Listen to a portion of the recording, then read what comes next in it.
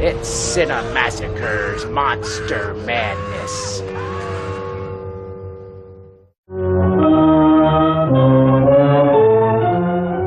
Happy Halloween, and this is Night of the Living Dead. That's right, we're gonna watch the whole movie, because that's what I always say, you know, when you're reviewing a movie, a lot of times I feel like I can't do justice to it, so just see the movie, and that's what we're doing. This is a very creepy opening scene, and I don't know why, because it's just a car driving down a road, but there's something about the music and just the images, that cross sort of section on the right with the fence. Something about the landscape with the dead trees. It's just the perfect beginning to a horror movie. It's a prelude to something bad. Something bad is going to happen. The cracks on the roads right there. It's not something you can plan. It's just the way it looked. They put down a camera, they filmed it.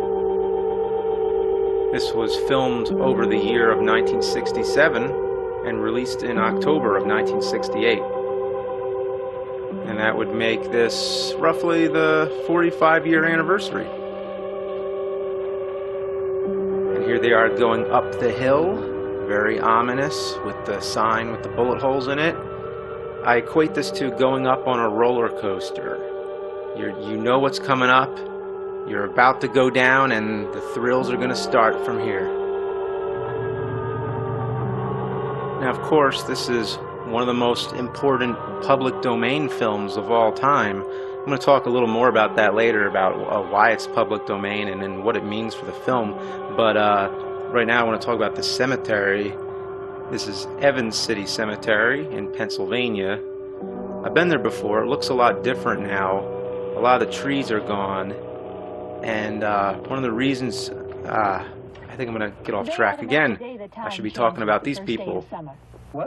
This is Judith O'Day and Russ Striner. A lot of good the extra daylight does us. Russ Striner actually happened to be one of the producers on the film, along with Carl Hardman. If it really bugged you, Johnny, you wouldn't do it. You think I want to blow Sunday on a scene like this? You know, I figure we're either going to have to move Mother out here or move the grave into Pittsburgh. So the dead is already an inconvenience. And that's what I think is so great about how the scene begins. It's just a brother and sister bickering. They're at a graveyard to just visit a grave. It's a perfectly ordinary reason to be there. And you think all the horror movies that take place at graveyards, you know, it would be some kind of supernatural reason. The police would be there investigating some person who had their throat torn out by some animal that nobody knows. Oh, listen to the voice on the radio. Back on the air after an interruption due to technical problems. That was the voice of Carl Hardman, and he was the other producer on the film. And that's one thing you'll notice a lot on here, is that all these people got together to make the movie. They would all just do whatever they could. So a lot of the people who were behind the camera were in front of the camera as well. Which row is it in? One thing I really love about independent films is look how the camera moves. Somebody's always holding the camera. They're these very, you know, neat little moves. They're very simple, and I don't know why. I guess because I grew up making home movies, I'm so used to that kind of camera movement. The thing is, with bigger budget movies, it's always got to be a dolly. It's always got to be a crane. You always get these perfect, smooth camera movements, or they go for a deliberate handheld shakiness that they do all the time. But what strikes me about this movie is that it's very real, very realistic. And by the way, they're visiting a grave here. It is a real grave. So whoever's grave it is, actually, I looked it up. It's a guy named Nicholas Kramer. In fact, I visited the grave myself, so I've seen it. And it's kind of funny if you think about it, that this person is in some way immortalized in a classic horror film. There's a story about how there was a storm that went through the cemetery, and it actually uprooted a lot of the corpses, about 200 bodies according to John Russo. who was one of the writers on the film, along with George Romero. I never noticed how nerdy he looks. Look at the pens in the pocket and the tie, glasses. Hey, come on, Barb. Church was this morning, huh? Sorry, God. That's one of the riff tracks jokes in the movie. So this is our first zombie, and what I think makes this first zombie attack so effective is how it sets us in reality before the supernatural happens. This isn't a foggy, surreal cemetery where you'd expect to see the Wolfman prowling around. It's just ordinary cemetery, ordinary people doing ordinary things, and then stuff happens. Do you remember one time when we were small, we were out here? It was from right over there. I jumped out at you from behind the tree, and Grandpa got all excited, and he shook his fist at me, and he said, "Boy, you be damned to hell." It's a really good old man impression. Well, you used to really be scared here. Johnny, Hey, you're still afraid. stop it now. I mean it. Famous movie line. They're coming to get you, Barbara. Stop it. You're ignorant. They're coming for you, Barbara. He takes it really far. Acting like a child. They're coming for you. Look, there comes one of them now. He'll hear you. Here he comes now. I'm getting out of here. Johnny.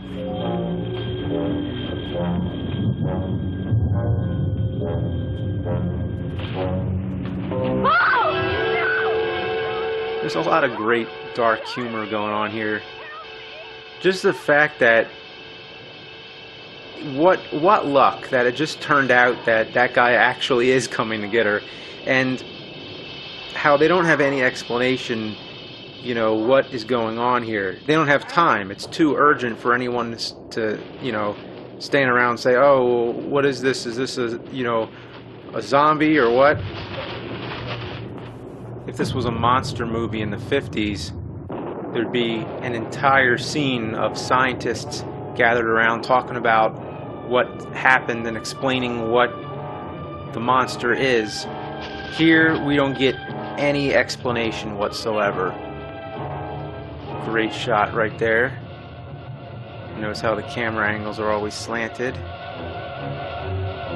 A shot of him coming through the trees, I didn't have time to say it there, but it kind of reminded me of the scene in Frankenstein where the monster's coming through the trees. And speaking of Boris Karloff, Bill Heinzman, who played the zombie here, said that he thought later that, you know, thinking back, he may have subconsciously gotten the walk from Boris Karloff's role in the movie The Walking Dead from the 30s. And again, notice how the camera is always moving. George Romero is inside the car here holding the camera, and he gets the rock and he goes to smash it. Notice how the rock goes into the car. That was an accident. He almost hit George Romero and the camera. And yes, the zombies are fairly intelligent. They you know, use things as weapons. That's how it started, but I think a lot of movies have tended to dumb the zombies down more. There were 2 shooting days here in the cemetery, and in between those days, the car got into an accident and dented the left side, so they didn't show the left side of the car until here, where she hits a tree, and now they show the dent, so they kind of worked it to their advantage to make it seem like it was intentional. There's a lot of great spatial movement within these shots, like how the zombie goes from screen right to left, and she's running from right to left here. And right here, George Romero is in the back seat of a truck with the camera, so they're actually driving it here. So this is kind of the closest you'd get to some kind of dolly. But independent films are just more creative, I think. They just use what they have. That house right there, which would be ground zero for horror fans if the house still stood today, but this house, they actually knocked it down after they filmed, and that's also the reason they filmed there, because they were going to knock it down anyway. And that's another thing, you know, independent films always being resourceful.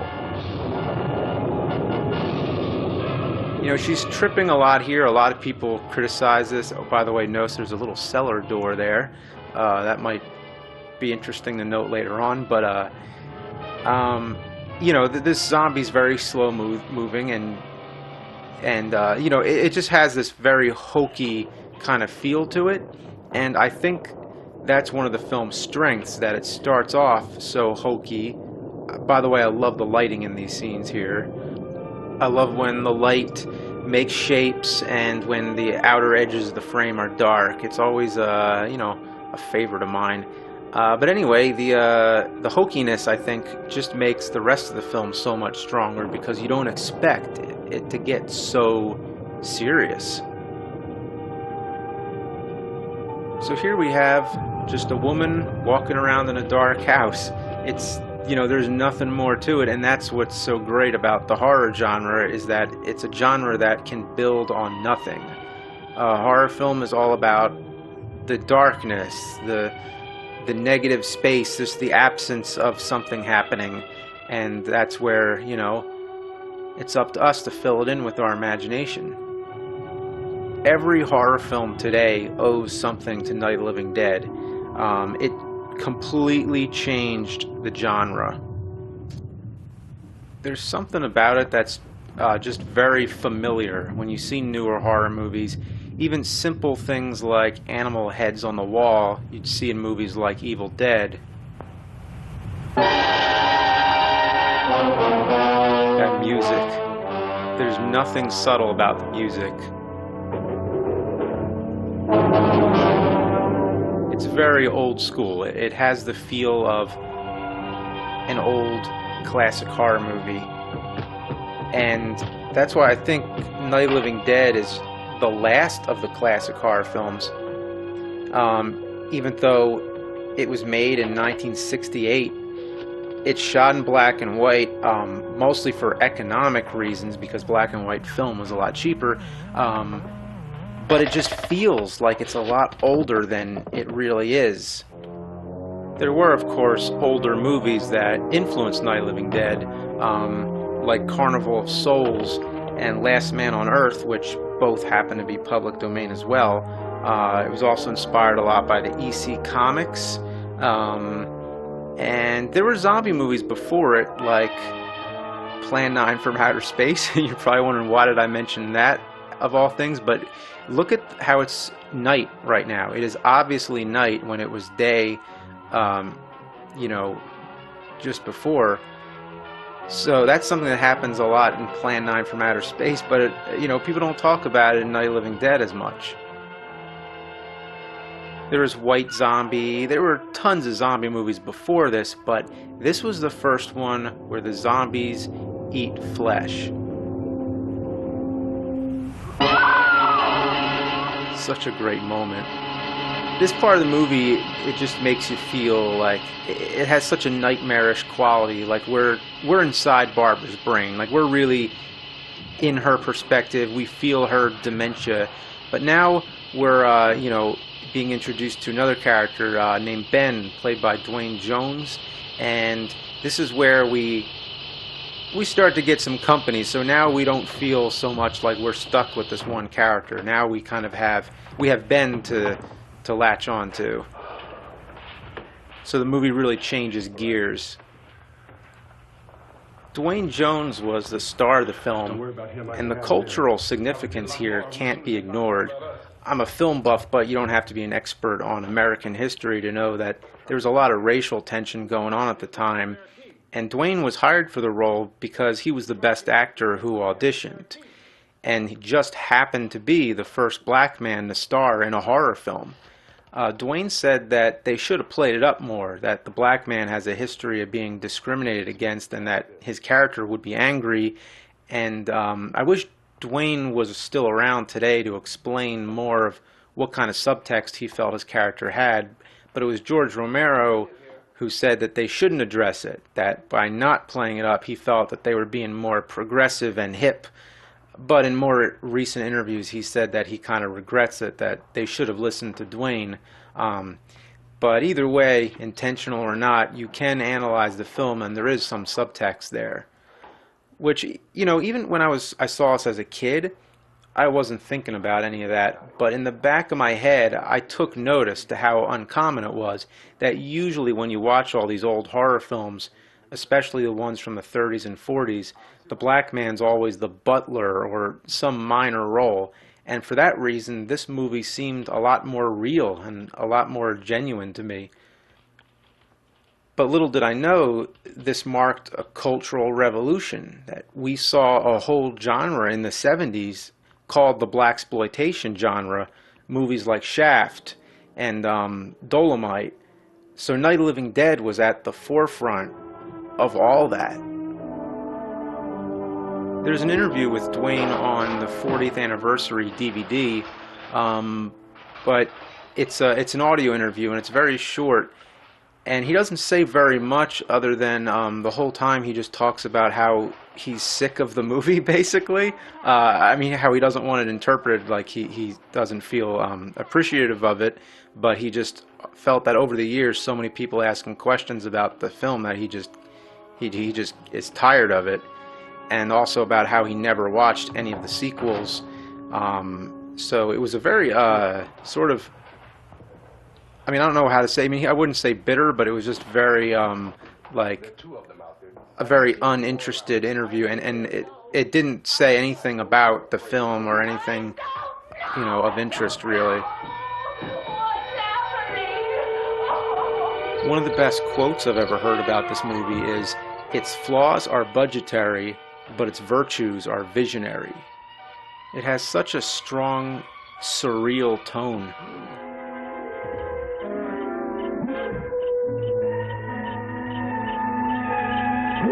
There's something haunting about it. The way Dwayne is killing the zombies, and the audio is slightly out of sync. It's these flaws that somehow make it seem more surreal and effective.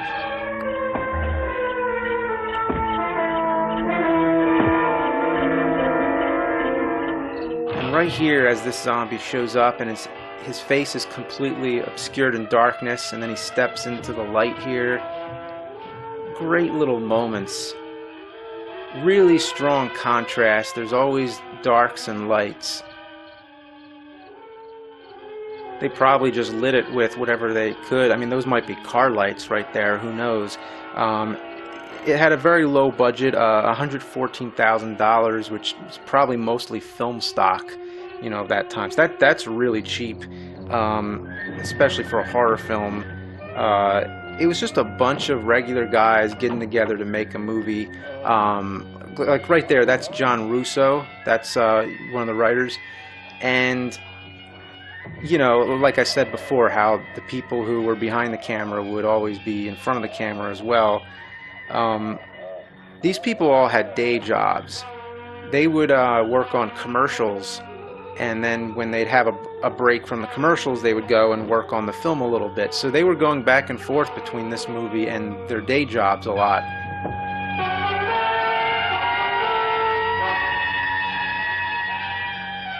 And there's a great moment here where, as he hits the zombie and he staggers out of the way, only to reveal more. Like, uh-oh, he took out one, but there's a lot more. By the way, this kitchen here is actually the kitchen where they cooked out of and fed the cast and crew. We're in here now. And all the furniture in this house they got from a warehouse that was trying to get rid of it, so they got all that furniture for $50.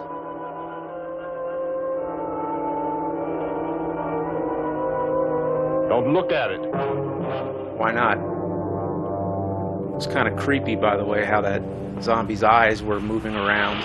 Some people might see that as a flaw, as a mistake, but I don't think it was. I think it was just the nerves are still moving, or Barbara is actually sort of seeing it in her mind that she thinks it's still alive.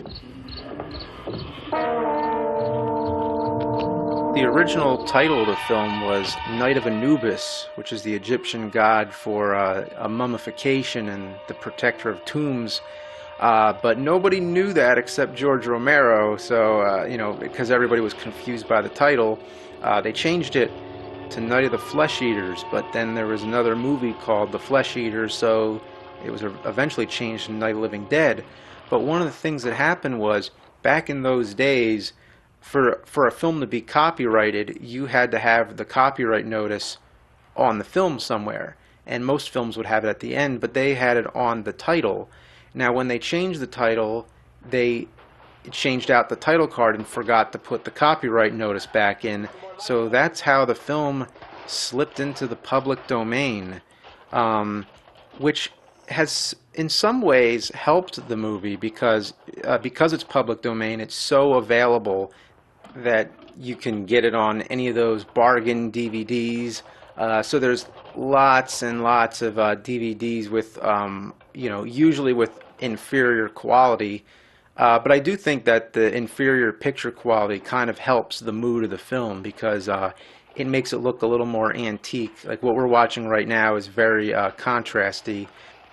And I think that makes it scarier to not be able to see into all the shadows and everything. There do exist some better versions that are, you know, digitally remastered.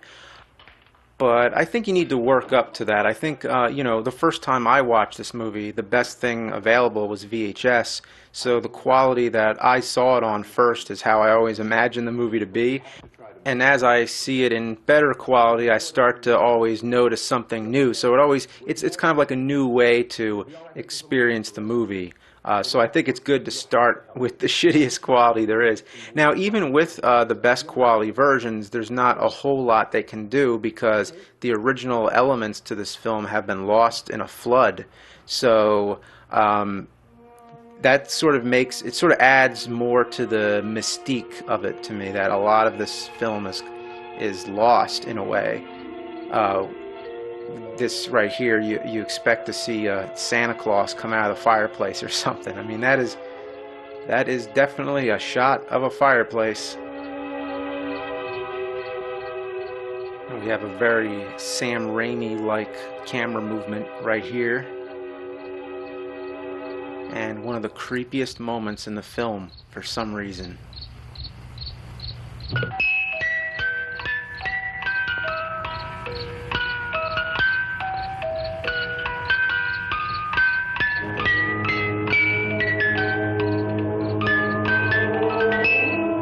The way that music box closes on her eyes, something about it, it's one of the most memorable moments from the movie.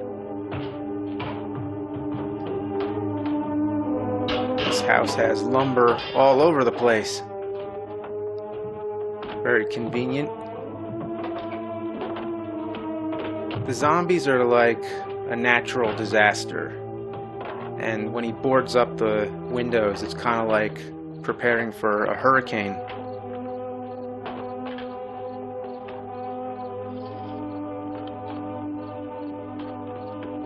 Don't work too hard, Barbara.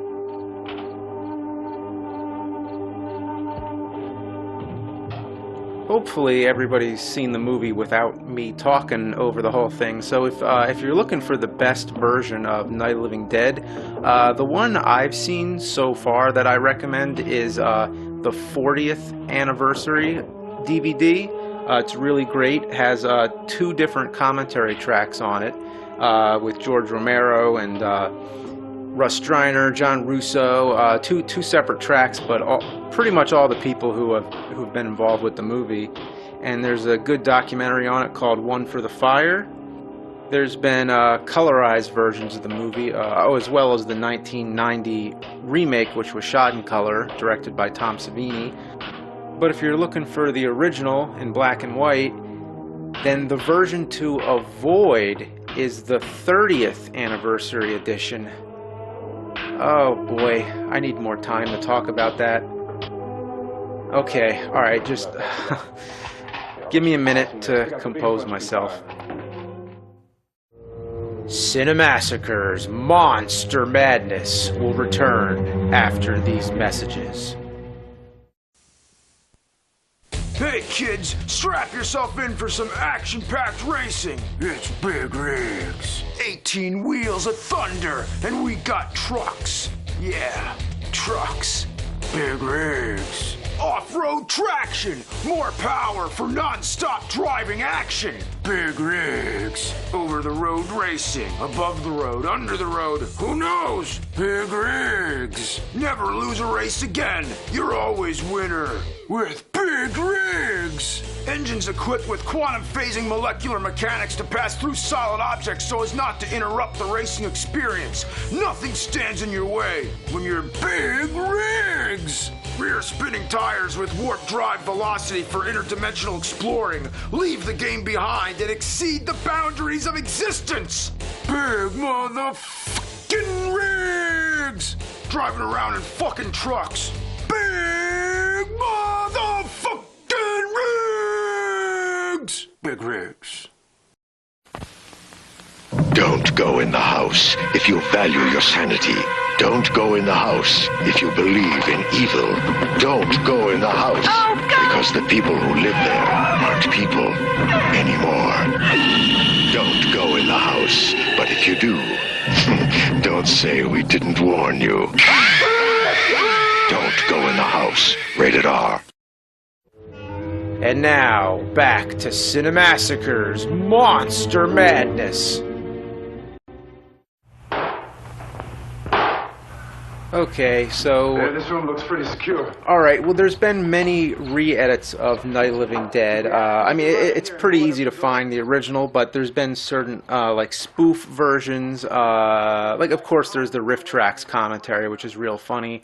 There's also a commentary that was done a long time ago, which was called Night of the Day of the Dawn of the Son of the Bride of the Return of the Revenge of the Terror of the Attack of the Evil Mutant Alien Flesh-Eating Hellbound Zombified Living Dead Part 2, which was kind of like Riff Tracks before Riff Tracks, where they like redubbed the whole movie. But there's the 30th anniversary edition now, which was basically the original filmmakers. Not all of them. George Romero wasn't involved. I think it was John Russo who did basically what George Lucas did to Star Wars. It's basically the horror movie equivalent of that.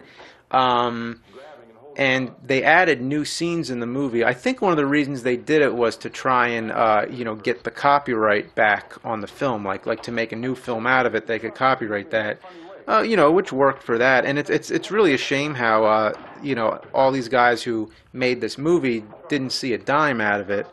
But it's one of those double-edged sword kind of things. Like, it gave the movie popularity, and lots of people have seen it because of, a public domain has sort of helped it in some ways.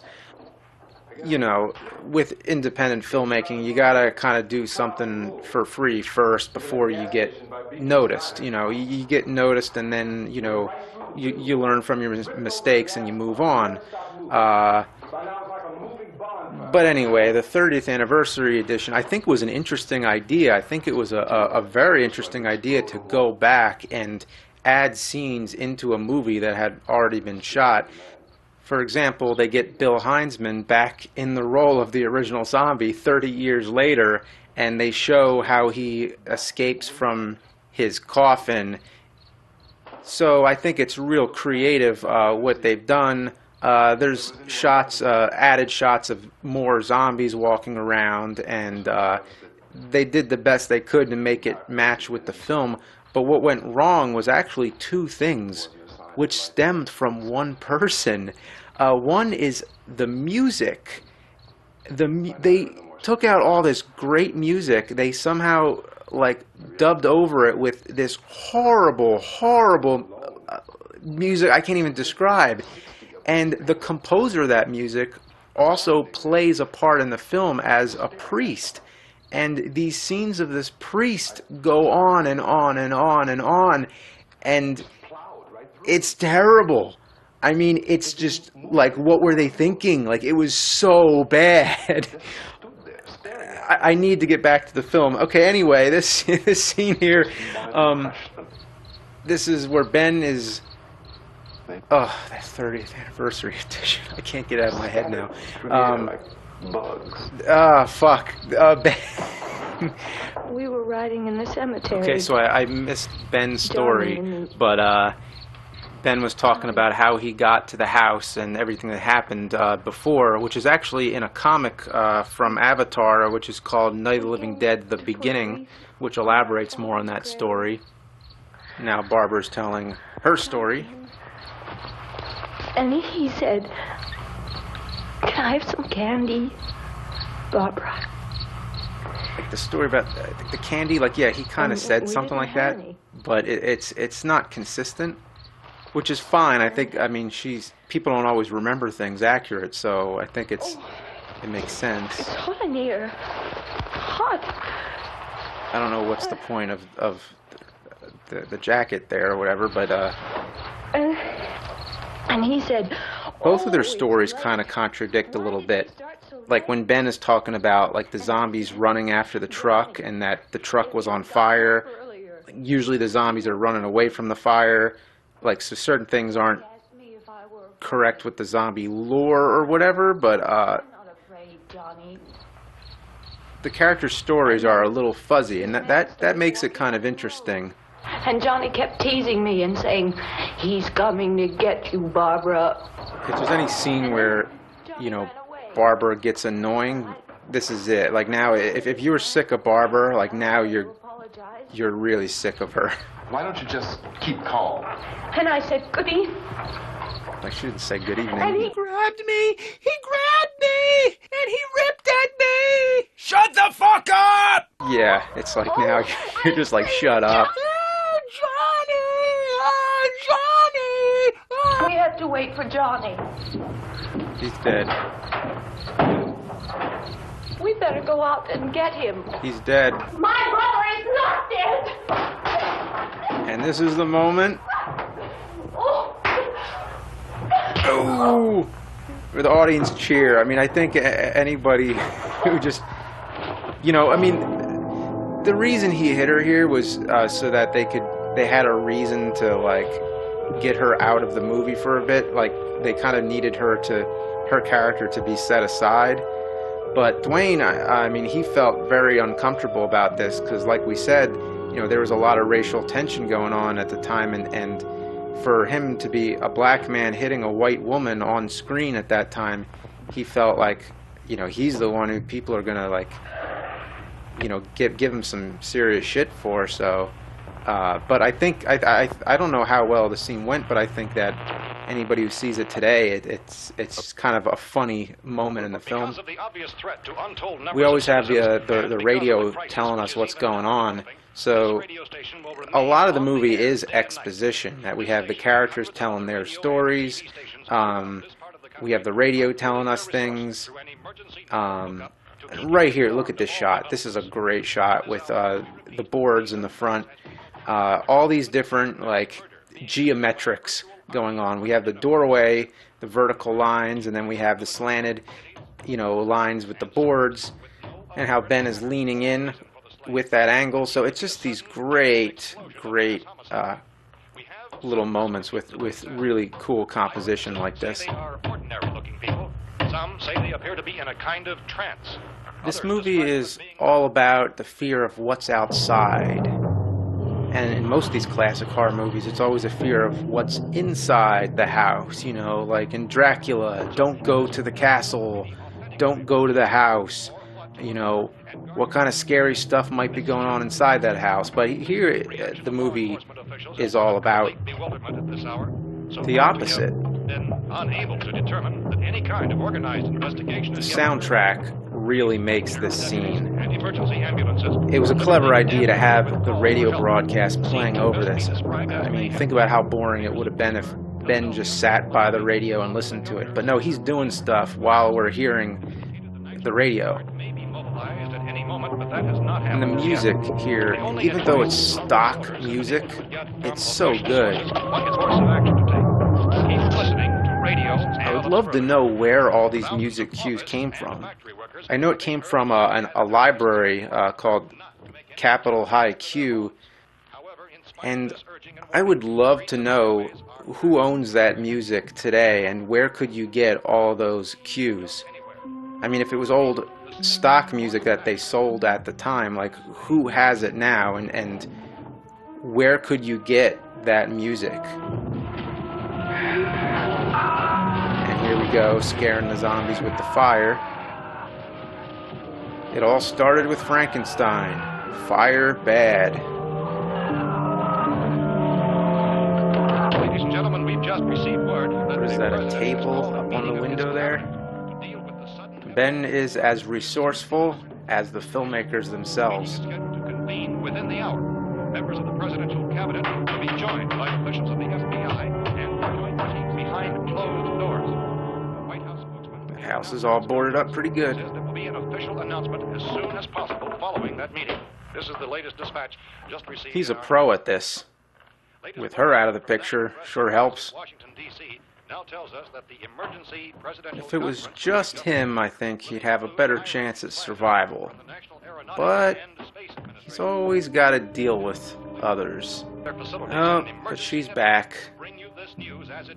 But now she's into her next phase of personality. She's gone from normal to hysterical to silent to really hysterical to knocked out, and now into her next personality, which is like silent. Just she sits there for most of the rest of the film. Alright, well, the house is pretty secure. I love how he gets a little rest here, smoking a cigarette. He's done this before. It's just another day.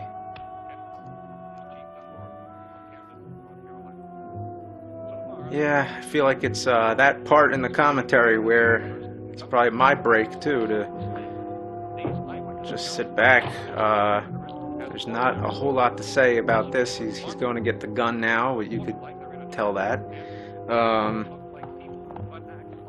I do have to say, doing this on Halloween, I think, is sort of following in the footsteps of Mark Borchardt, who once hosted Night of the Living Dead on live TV on Halloween back in like 2006, I'm gonna say, with Mike Shank. They broadcast it live from Wisconsin, and man, was it funny. They filmed a live made-for-TV horror film, the first ever live horror film on TV, and they had people call in to vote on the characters and all kinds of things, and it was hilarious. If you're a fan of American movie, you have to see it, but good luck finding it.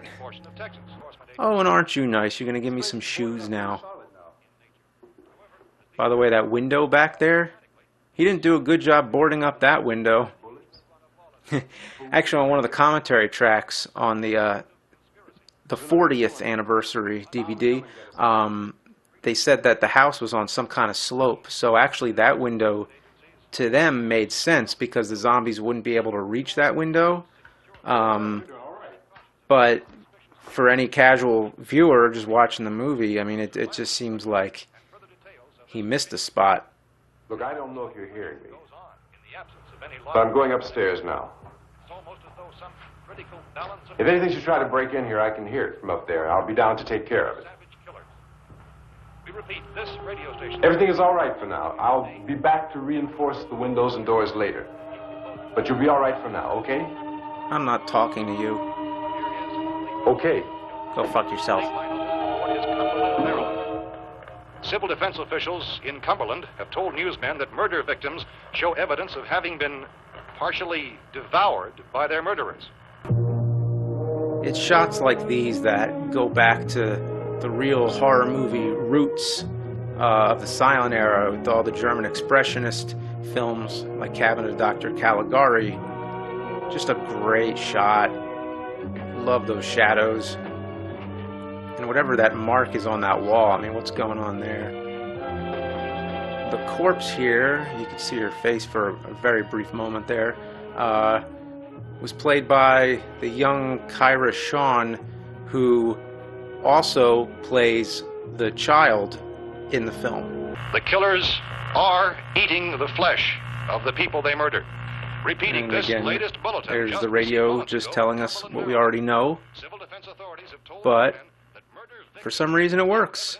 All these zooms, it just creates a feeling of suspense. victims' bodies shows conclusively that the killers are eating the flesh of the people they kill. Yep, they eat the flesh. And so this incredible story becomes more ghastly with each report. It's difficult to imagine such And a thing these actually were the happening, first but flesh-eating these zombies, reports so we have been that receiving was and passing on to you. maybe why they Have been verified felt the as need to really is possible in this drive that new point situation. home. It is happening, and it would appear that no one And now is the safe film from this goes way. into the next phase. Now we have more characters introduced. I just Ben really has his hands full now.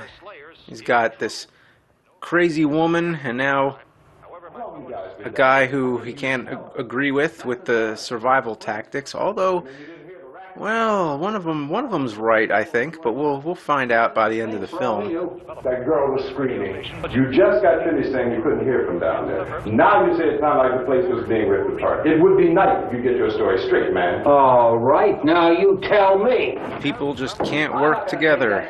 It's like in the Twilight Zone episode, The Shelter. This is Carl Hardman, by the way, one of the producers and the voice on the radio at the beginning. We have everything we need up here. All these windows, you're gonna make them strong enough to keep these things out, huh? Both of these guys have good points. And I think that's where this film starts to get really good, is where the drama starts and you start to actually start thinking about what would you do if you were in this situation and who would you trust. But the cellar is the strongest place. The cellar is a death trap. When I showed this to some friends of mine when I was a kid, we had conversations about what would you do? Would you go in the basement or would you stay upstairs? And that's really great when you can start to forget that you're just watching a movie. You start pretending that it's a real scenario. At least up here you have a fighting chance. And there's the zombies, which, you know, the word zombie, we use it all the time nowadays. You know, it applies to the genre of films, but back then, a zombie meant the kind of slave zombie from the voodoo culture. Not dead people rising from the grounds, but just normal people under some kind of influence. They don't use the word zombie anywhere in this movie, although they do use the term ghoul, I think, later on, but technically it's not accurate because a ghoul is more like a creature who feeds on dead things, and they feed on living. Oh, right there, a squib, which is a little explosive to simulate a gunshot. Squibs weren't used that often before Night of the Living Dead. There was Bonnie and Clyde, which was the same year. That had one of the biggest shoot-'em-up scenes of all time. And then The Wild Bunch came out the year after this, which also had one hell of a shootout. So this right here is not the first, but one of the early examples of squibs. Cinemassacre's Monster Madness will return after these messages. You know, a lot of people write me and say, "Hey, Joe Bob Briggs, just what is monster vision?" You don't need no special glasses or an insect's head, just a healthy love for slime and disrespect for the dead. We'll talk about some movies by the old double wide, and when you get that creepy feeling creeping up inside, well then you got monster vision. It's a heck of a fright. We're tearing the heart out of Saturday night. These monster vision movies serve a primitive drive, 'cause watching people die can make you feel so alive. So throw away your clicker now, the flicks have begun, 'cause there's nothing you can do while fully dressed that's as fun as watching TNT beneath the bug zapper light. We're tearing the heart out of Saturday night. Tearing the heart out of Saturday night. Coming soon from Comerica, it's the ultimate stuntman. Command your Arnold Schwarzenegger look-alike, climb walls, fly your hang glider, and trace numbers 1, 2, and 3. It's so much fun, you'll say. Oh, gee whiz, I want that game! The Ultimate Stuntman. Buy it wherever unlicensed Nintendo games are sold.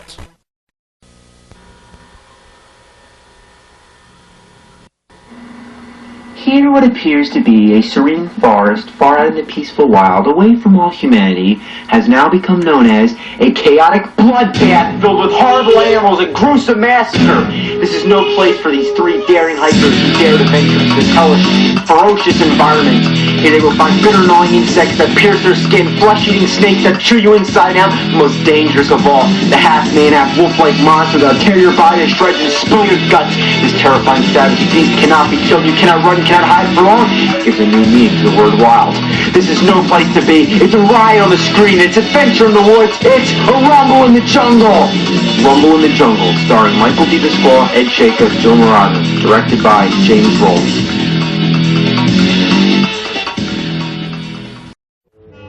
And now, back to Cinemassacre's Monster Madness. Great shot right there of all the zombies. And here we have a nude zombie. And you know, it just makes the movie seem so much more realistic that these people would be wearing whatever they were wearing when they died. So they're all in robes or whatever. And this right here is the same actress as Helen Cooper later on, and that's supposedly is a real bug that she put in her mouth. Marilyn Eastman is her name, and you're going to see her again pretty soon. So it's just another example of recycling all the actresses in the film. Keep your hands off here. And everything else that's up here, too. Because if I stay up here, I'm fighting for everything up here. And the radio and the food is part of what I'm fighting for. Now, if you're going down the cellar, get. The man's insane. The basic laws of cinema is don't have anybody agree. If you had a movie where everybody agreed with each other, it wouldn't be that interesting. Yes or no, this is your last chance. It's all about conflict. Listen, I got a kid down there. She can't possibly, I couldn't bring her up here. She can't possibly take all the racket and those things smashing through the windows. Well, you're her father. How would people actually respond in this kind of situation? Who would know? But you can buy it. It's done in a very convincing kind of way. And even with a horror movie concept, you know, with the supernatural, all this human drama seems very real. I think for an independent film, it's pretty well acted. Let him go, man. His mind is made up. Just let him go. Wait a minute. Dialogue scenes make independent films much easier to shoot. The more scenes you can have like this, the easier time you're going to get through the production. You're going to let them get hurt too, huh? It's all right, honey. Go ahead. By not having every shot be an effect shot, you know, you won't screw yourself. Wish I was that smart. So now they're in the basement, and this actually is not the real basement of that house. Mr. Cooper, we'd all be Hey, you never talked to no door before. Hey. Come on, show the basement. I'm trying to talk about the basement, damn it. Well, anyway, Barbara is completely useless, and all these characters are useless. They're all hazards. You have a kid in the basement who, you know, we'll meet real soon, who might rise as a zombie. So everything that's going on here, it's just all these booby traps that are slowly unraveling themselves. So now we're in the basement. This is a separate basement, like I said, because I think the basement in the house was too small. This place here is actually where their production office was. It's located in Pittsburgh. So that doorway that they used wasn't even a real door. They just, you know, faked that.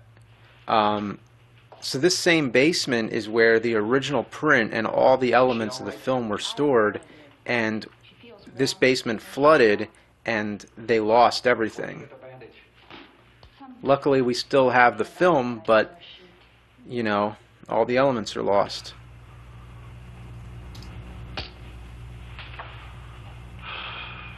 That's really good. Smoking around the daughter. That's actually his real daughter, by the way. We'll see who's right. We'll see when they come begging me to let them in down here. That's important. Helen Cooper there. Marilyn Eastman was actually a pack rat, so I hear, where she used to take home a lot of the props from the film. So she has a lot of that furniture and everything. I'd be interested to know what, you know, is in her collection, like what survived from this movie, because as we know, the whole house was demolished. Radio upstairs. I heard a news bulletin. There's a radio upstairs and you boarded us in down here? I know what I'm doing. What did it say? Nothing. Nothing. They don't know anything yet. There's mass murder everywhere, and people are supposed to look for a safe place to hide. Take the boards off that door. We are staying down here, Helen. They really do play it up that Mr. Cooper is wrong. He's the one who's, you know, got the bad plans and, you know, threatening to put everyone else in danger. And, you know, we'll see. We'll see who's right. There's a really funny jump cut coming up that is in every version of the film. They wanted to cut down a lot of these talky bits. They thought that, you know, they talk for too long. So they just made a cut. They made a cut to the scene, and now the rest of that scene is lost forever. But here it comes. Yeah. Right there. If Judy would come downstairs for a few minutes. Jump cut, as if no one would notice. I guess they didn't have any cutaways. Will you do it? We have another Judith here in the middle. That's Judith Ridley, who was a receptionist for Carl Hardman and Marilyn Eastman, and that's how she got the part in the movie. Okay, open up. Compared to newer horror films, this is very tame. It is very slow at this point in the film. I watched it with some friends when I was younger, and a lot of my friends were complaining about how slow it was, and Take good care of her, Helen. you know, where's the zombies? What's going on right now? They're just in a basement and talking, bullshitting around. But the first time I saw it all by myself, it had an effect on me. I was nervous the whole time as to what was going to happen, and I feel like that was it was a perfect time to see it. Like, I just saw it at the right time. I hadn't seen a lot of newer horror films yet, so this movie actually was scary to me the first time I saw it. And Her brother was killed. you know, maybe I was lucky. I gotta go help Ben with the television. Leonard Maltin's review said something like, "Do not watch Night of the Living Dead alone. It will scare the life out of you." And that made me want to see it. I'm like, oh, what is this movie? And I was like, you know, scared, you know, like, oh, I shouldn't be watching this. And then it has a girl sucking on a doily on a couch.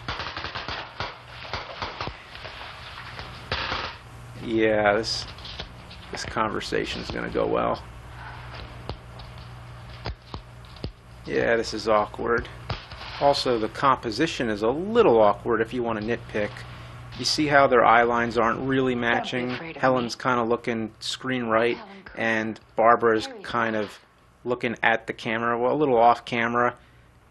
They're not really matching. Well, now she's going to, like, yep, back to sucking on my doily. Ridiculous. Look at this. There's a million weak spots up here. Give me one of those.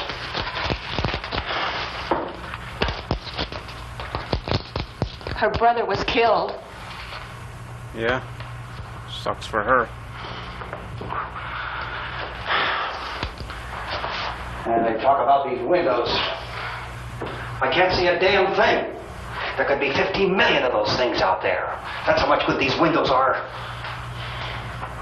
Is there a number? How many of the zombies? Well, there's about 200 extras, so I've heard. I love this little detail here, the way they set up the TV. They just use 2 chairs.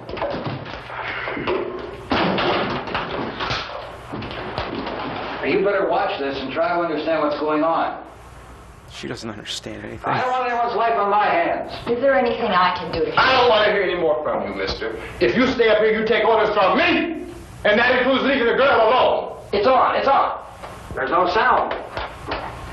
Play with the rabbit ears.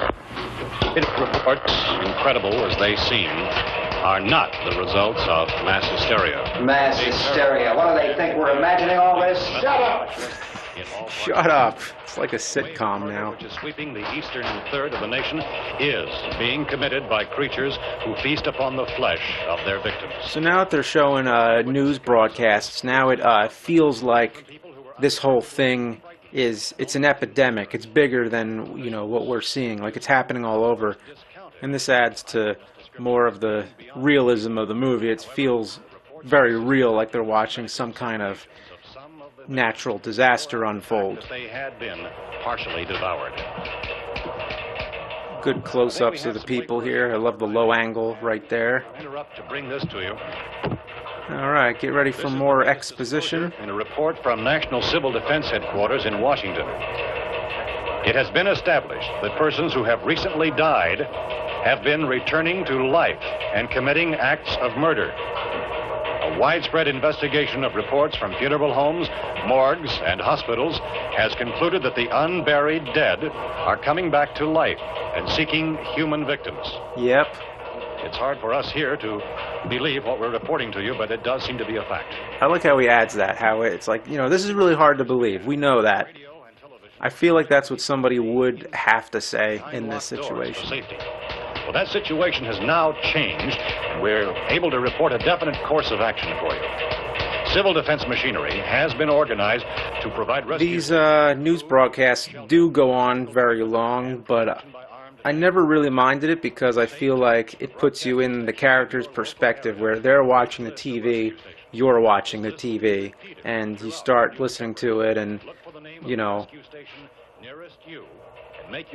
There's one thing, though, that we're waiting to hear that is why the dead are rising. It's never been important in the movie, but they are about to give it an explanation, but nobody takes it at face value. The fans of the film prefer that it's a mystery still. Why are space experts being consulted about an Earth-bound emergency? So far, all the betting on the answer to that question centers on the recent Explorer satellite shot to Venus. That satellite, you'll recall, started back to Earth, but never got here. That's the space vehicle which orbited Venus and then was purposely destroyed by NASA when scientists discovered it was carrying a mysterious high-level radiation with it. Could that radiation be somehow responsible for the wholesale murders we're now suffering? Yep, radiation. That's what every monster of the 50s was caused by. How are you going to get over to that pump? Look! And that is George Romero on the left with the microphone. Yes, that was the subject of the meeting. You feel there is a connection between this and the phenomenon? Yes, I used to take this at face value. When I was a kid, I just thought, okay, well, radiation, whatever. You know, that's what caused the zombies. Well, just a minute. But whenever people talk about this movie, everybody seems to have the consensus that it's not explained. And that's true. It's not. They don't say it's definite. Our military at this time, gentlemen. I must disagree with these gentlemen presently until this is irrefutably proved. See, it's not proved. That can be done. We'll have to hurry for our next meeting. And Professor, you feel that there is a definite connection between And there's the Capitol building right there, so they are in Washington, D.C. This is where they filmed it, and they didn't get any permit whatsoever. They just went ahead and did it. That guy at the car right there, that's John Russo, again. That's his second time in the film. You can see him opening the door there. And notice how this entire thing has been one take. No cuts. Perhaps there will be a report, a more full report. Will you close the window? We are doing everything possible to solve the problem. Could have been a lot shorter, but, you know, it gives the movie that raw documentary feel, which really works for it. The rescue stations have doctors and medical supplies. If we could get care in there, we could get help for her. No, is one of the world's foremost authorities on space science and technology. Willard. I saw a sign that said Willard. Any moment. It's only about 17 miles from here. You know this area. You from around? Get ready for more backstory. Around here. We were on our way up to the lake to go swimming, and Judy had a radio, and we heard the first reports about this. So we knew the old house was here, and we came in and This is found the lady Keith upstairs Wayne, dead. and this is his only movie. He was also a singer and a chiropractor. And that's one of the things I think makes this movie a little more special, is that these are all, you know, unknown actors, I guess you'd call them. They were, you know, it was an independent film. They used unknown actors, but a lot of them didn't go on to act in other things, you know. So to me, that just makes it more special, that I know Keith Wayne as the guy in Night of the Living Dead, and that's it. So it makes the characters seem more like real people to me, because I haven't seen them in anything else. There's no recognition. Look, you go down there and tell Judy. Yeah, you tell Judy to come up here and you stay with the kid, all right? Direct action taken with regard to the Venus probe. In the cold room at the university, we had a cadaver from which all 4 limbs had been amputated. Sometime early this morning, it opened its eyes and began to move its trunk. It was dead, but it opened its eyes and tried to move. Already in those scenes where they're talking about, you know, the cadaver at the university waking up and all that kind of stuff, it's already setting it's sowing the seeds for more zombie films, because you know, all the other zombie films will start elaborating on this idea. The body should be disposed of at once, preferably by cremation. Cremation didn't work in Return of the Living Dead. That was in 1985. That's one of the best zombie films ever.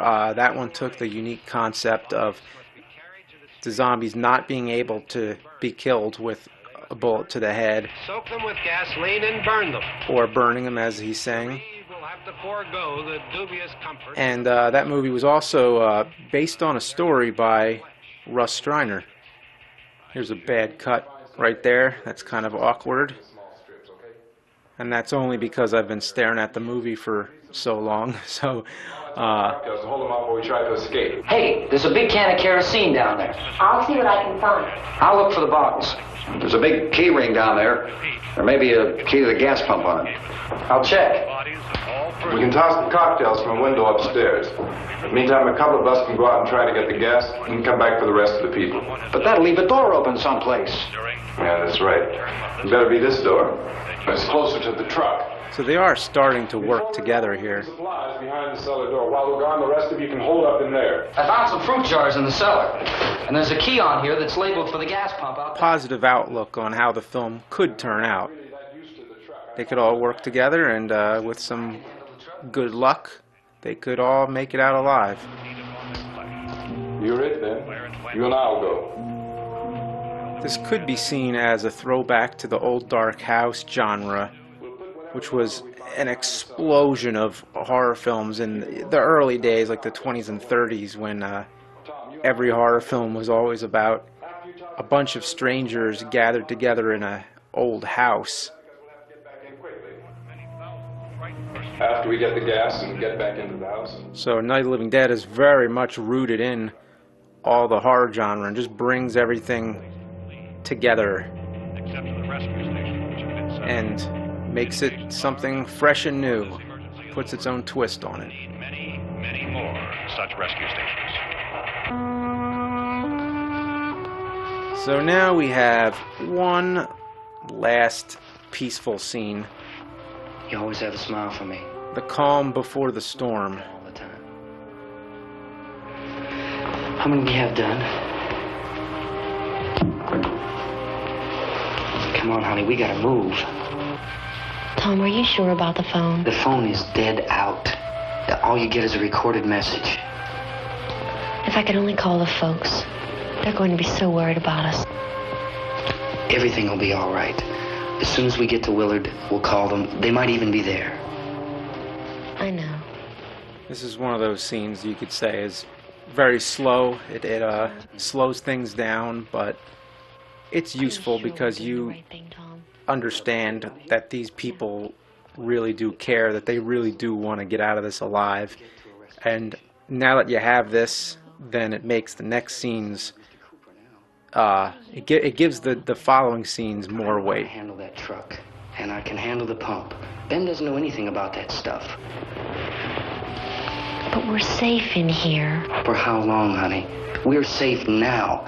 But there's going to be more and more of those things. I know all that. I think all the sequels have their own strengths, like Dawn of the Dead and Day of the Dead, and a lot of ways those movies are superior, but one of the things that's most superior about this one that I think is that the whole movie is tense. They don't have any breaks, really, because in Dawn of the Dead, there's a time when they're trapped in the shopping mall. They're not really trapped. They're hiding out in there, and they're content. They're fine with where they are. They're safe. But in this movie, the whole time, all they talk about is sooner or later they're going to need to get out of this house. So the whole movie is just preparing to make, you know, that great escape. So get prepared, because all hell's gonna break loose now. Get ready for the conclusion of Night of the Living Dead. Cinemassacre's Monster Madness will return after these messages.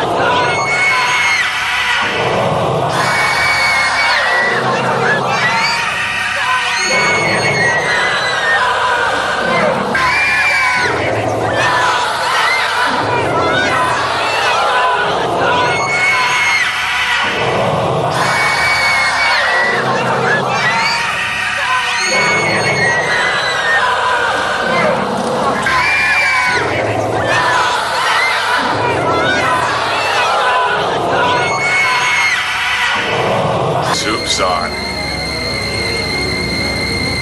Well, welcome to the Terrordome. Well, welcome to the Terrordome. Well, welcome to the Terrordome. Well, welcome to the Terrordome.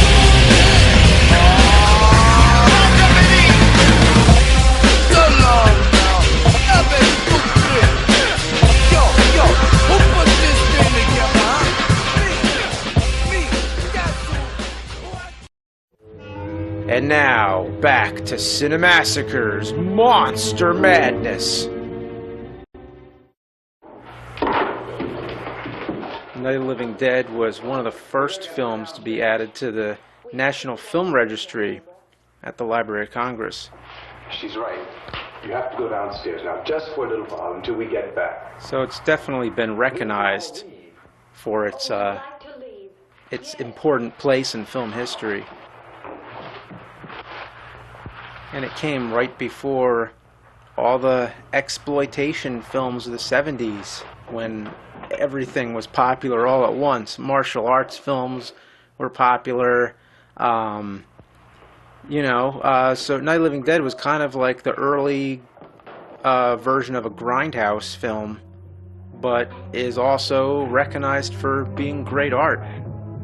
When he pulls the wood off here, you notice the markings on it right there? That's so when they filmed out of order, they could remember where all the wood belonged on the door for continuity. Right here we have an eye line that's a little wrong. Again, they're both looking screen left, so it doesn't really match up. In film school, they talk about that all the time. It's called the 180-degree line. It's basically all about not crossing the line, not putting the camera on the other side. Here we have all the zombies again, and these people here, I wonder if only they would know how many VHS tape covers they would be on the front of. Because there are more releases of Night of the Living Dead than any other movie, I think. I can't think of anything that's been released as many times because of it being public domain. Oh, and we have John Russo coming up for the 3rd time. He's the fire zombie. I think it's right after this cocktail here. Nope. Got one more. Boom. There he is. John Russo's been working on making a new zombie film called Escape of the Living Dead. Go ahead, go on. And here's where the shit hits the fan.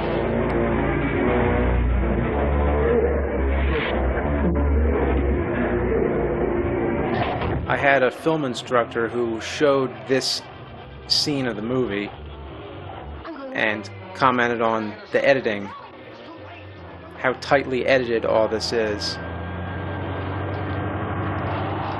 He shuts the door, she looks back. Oh crap.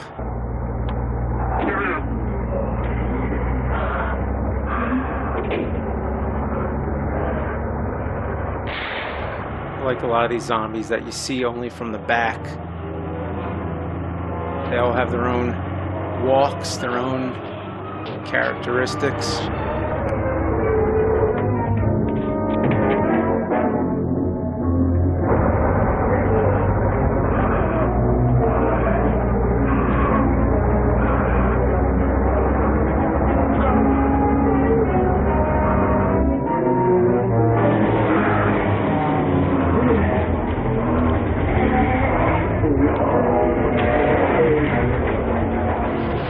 A lot of these scenes here, they shot day for night. Day for night is when it's daytime, like right here, it's obviously day, but they're trying to make it look like night. And that one they didn't do very well, but there are some that came out alright.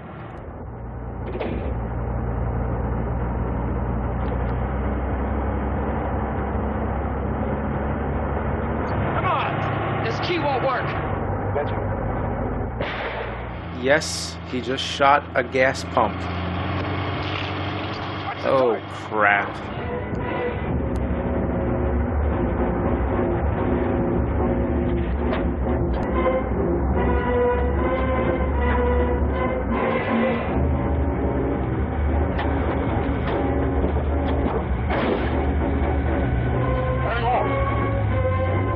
Very memorable image of Mr. Cooper looking through the window at the zombies, it seems, there. Let's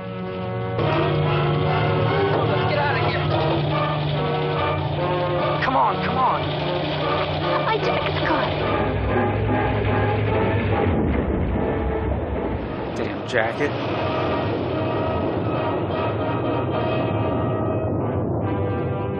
And now it seems it's the explosion that Mr. Cooper's looking at.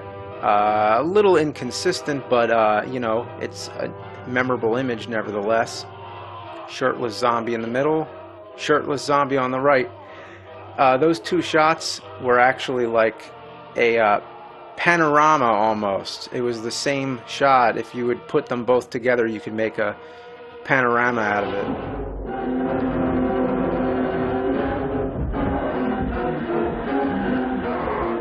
All the classic monsters, frightened by torches.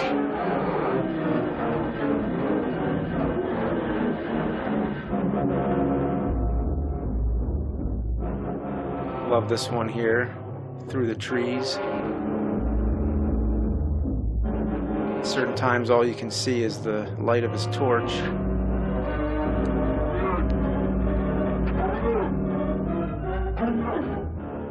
Let me in. It's an old cliche there. John Carpenter's Halloween did that trick too. Good stuff. Well, he's pretty pissed. I better help him out.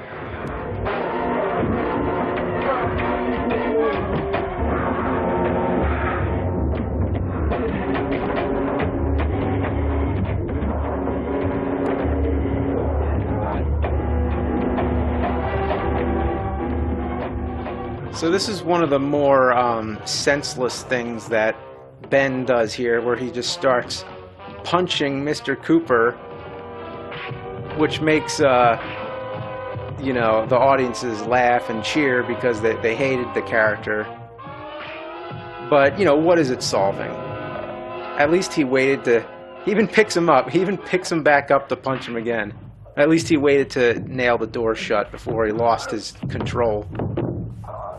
I'd drag you out there and beat you those things! And his expression is very zombie-like there, which kind of hints at what may come. And here comes one of the most memorable scenes of the film. This is the first time we see zombies eating people's guts. And even though it's in black and white, it's pretty shocking. I mean, when I was a young kid and I saw this, I was like, wow, they're eating their guts.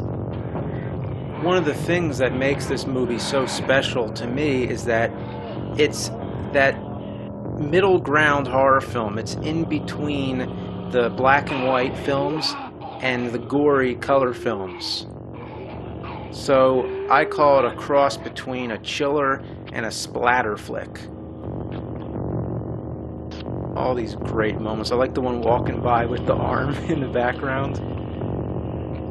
Tom Savini could have been the makeup artist and effects man for this film because he knew George Romero at the time and he was going to do it, but he got called in to be a combat photographer in Vietnam, so he saw the real gore, he saw the real thing when he was there, so that may have helped his craft later on when he became the effects man for Dawn of the Dead and Day of the Dead. And Day of the Dead, by the way, I think is his greatest work as far as gore goes. I mean, that's amazing. 10 minutes. The MPAA rating system went into effect in 1968, the same year that Night of the Living Dead came out. So it's, you know, you could credit this movie for contributing to that happening. There was also Bonnie and Clyde that same year.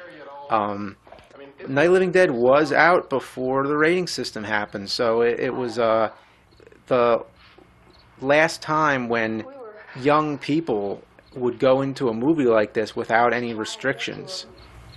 Forget it. You hit me. At least a mile. Johnny has the keys. She speaks. You're gonna carry that child a mile? Well, one of us could try to get to the car. You're gonna turn it over by yourself? You can't start the car. Johnny has the keys. Bitch. You have a car? Where? Where is it? You won't be able to start it. Yeah, I know. Where is it? I got guts, I got guts, I got guts. Oh, it's that same nude zombie, by the way. They cut back and you see the same zombies a lot, but, you know, it makes sense. They've just been walking all around.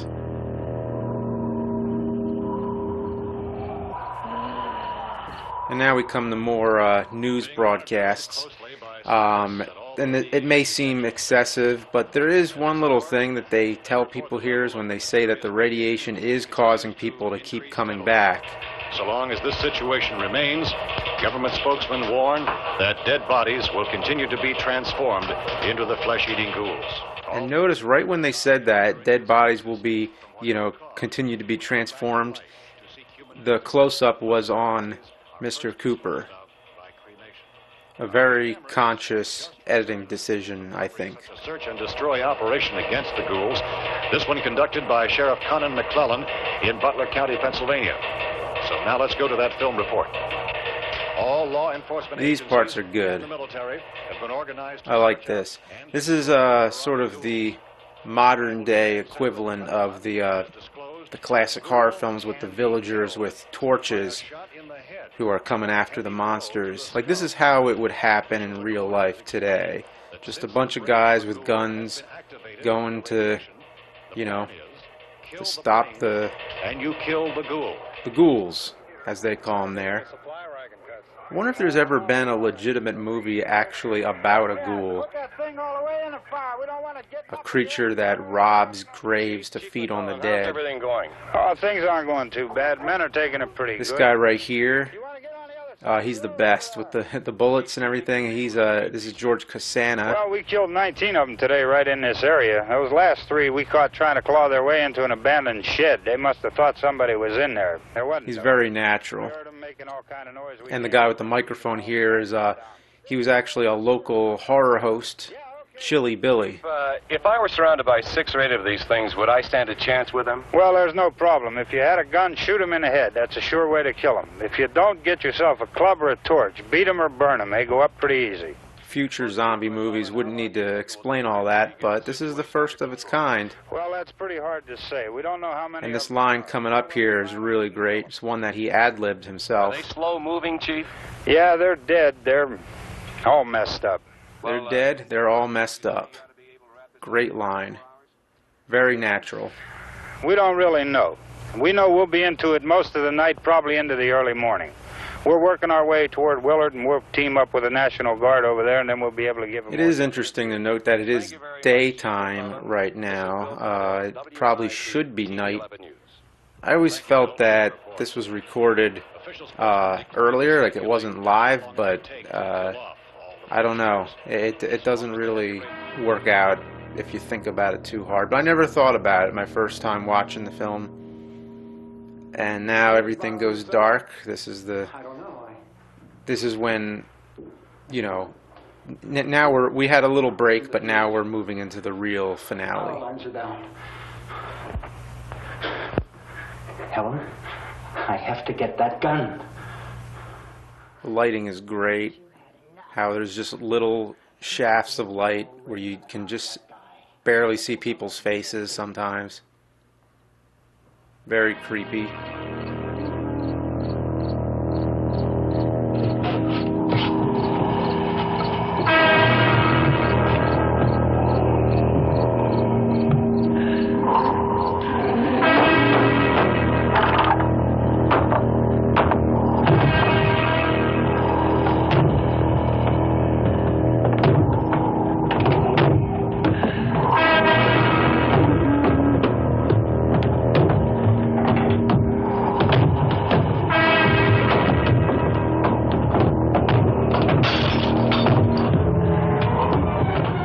Some of the most striking images from this film are zombies looking in through windows and reaching in through the cracks.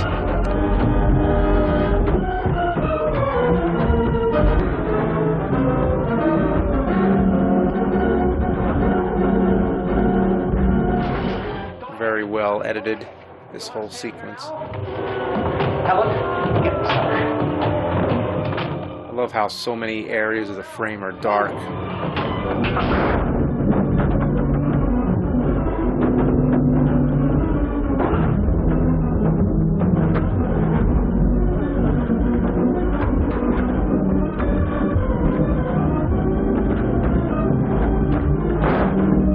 When I saw this for the first time, I couldn't believe he shot him.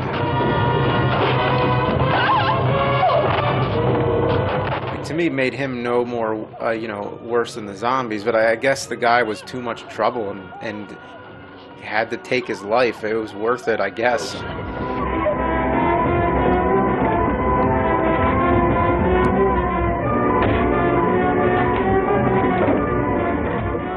Love how he's silhouette there.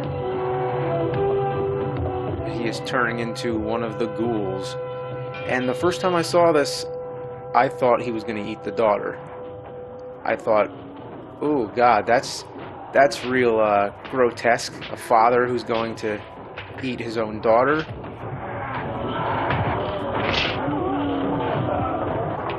But that's not what happens.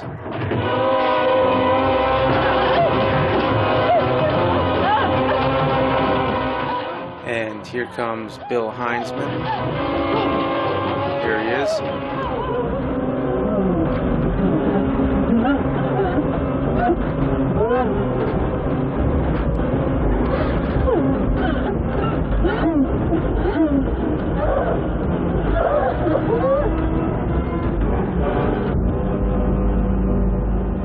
And it's the other way around. The daughter ate the father.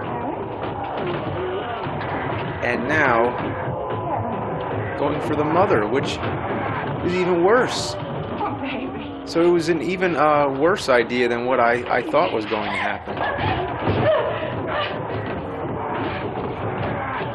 And now for the most shocking stabbing scene of its time, which really gave Psycho a run for its money.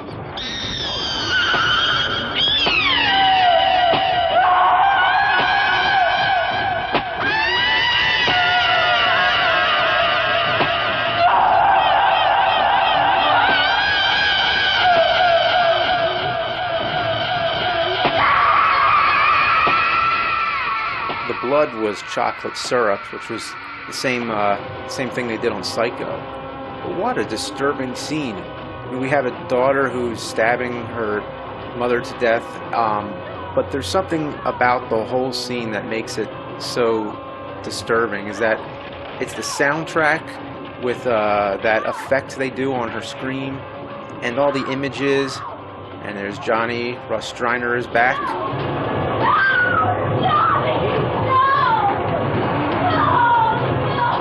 And just the images from that scene, it was just the close-ups of her face with her eyes like rolling back in her head, and the shadow of her stabbing with the blood coming down the wall. What an amazing scene.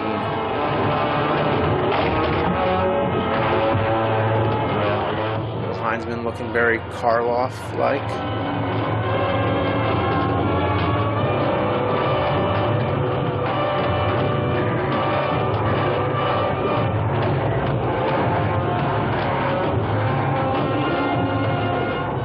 All that arguing, and who was right?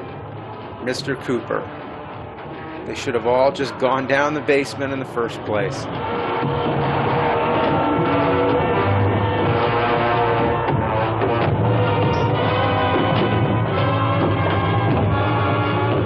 Very Karloff-like walk there, of course.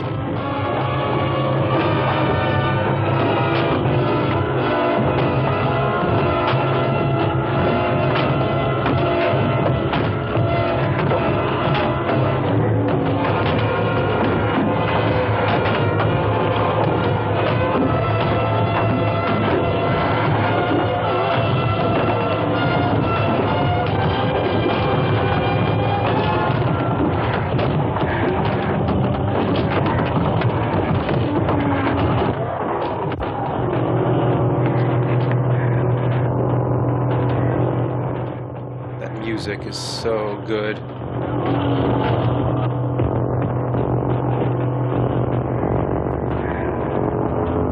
Now right here, I think they sort of missed an opportunity.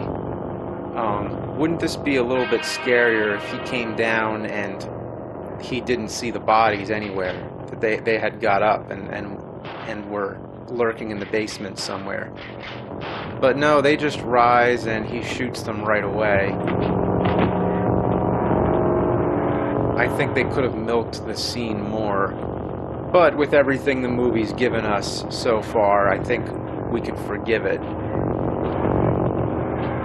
Great image there of her laying with the spade in her, eyes opening up.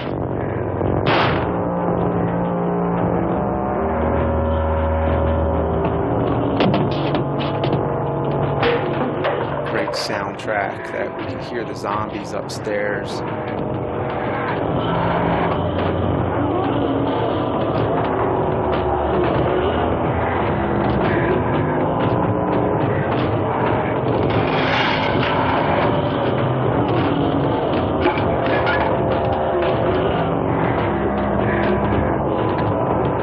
There's nothing scarier than that feeling of being trapped.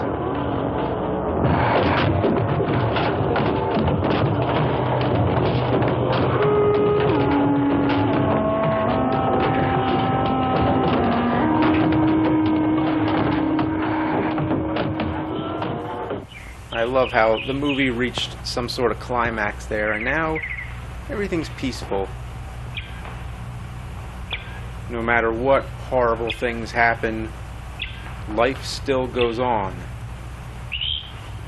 Nature doesn't care.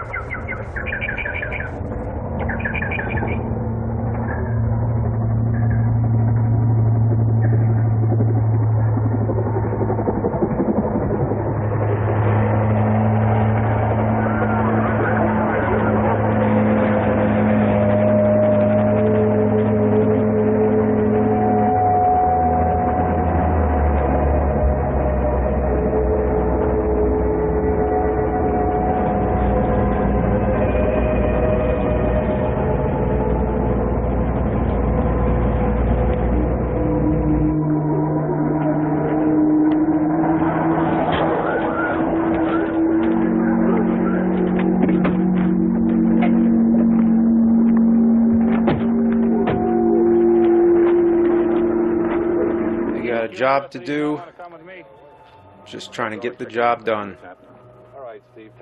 Very convincing. Everything appears to be under control.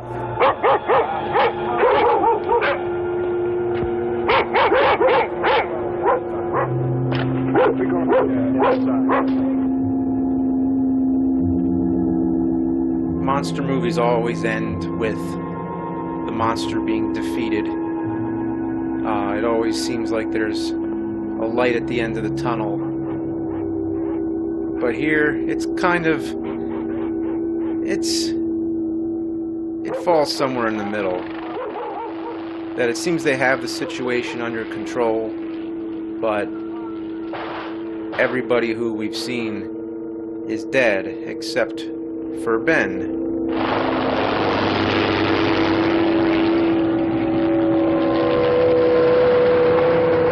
Down there by the barn. Okay. Some of these guys can follow the wagon down. I only need a few men to check out the house. Somebody had a cookout here, Vince. Yeah, it sure looks like it, Top. Yep, they're dead. Hardly even matters, does it? They just take one look at the truck and it's like, yep, moving on.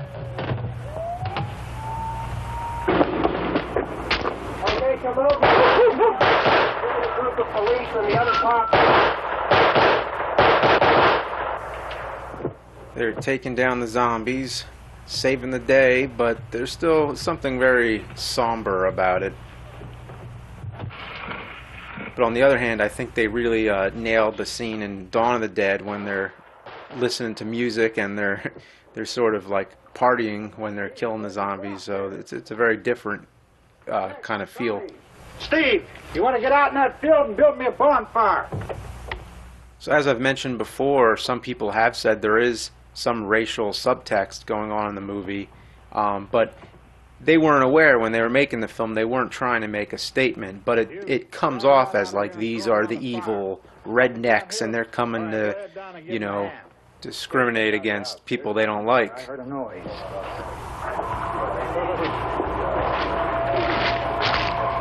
All right, Vince, hit him in the head, right between the eyes. Good shot. Okay, he's dead. Let's go get him. That's another one for the fire. The first time I saw this, I was completely shocked that they killed this guy off after all this hard work trying to survive. But imagine the filmmakers' shock when they were driving to New York with the first print of the film to try and get a distribution deal, and they heard the news on the radio that Martin Luther King had been shot. They tried to sell the movie to American International Pictures and Columbia, but the studios wanted them to change the ending and make it more upbeat and add a love story and all that, but they said no deal. These men are like the Grim Reapers, taking him to his death. Bill Heinzman's name is spelled wrong in there. There's no E.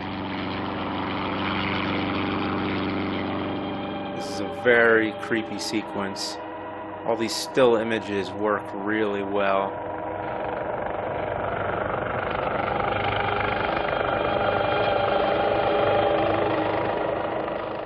How depressing. They really had balls to end the movie like this. Not just that he died, but that they didn't even know. They didn't even know they made a mistake. Or as some people have analyzed, that they discriminated. They didn't even check. And I like here how we see the original zombie laying next to him. Come ahead with the motorcycle, please. Let's go, Master. That's the way. Russ Striner said, "We made the film, but the people who watched it made it a classic." I hope I've played my part in helping to keep it a classic for the newer generations.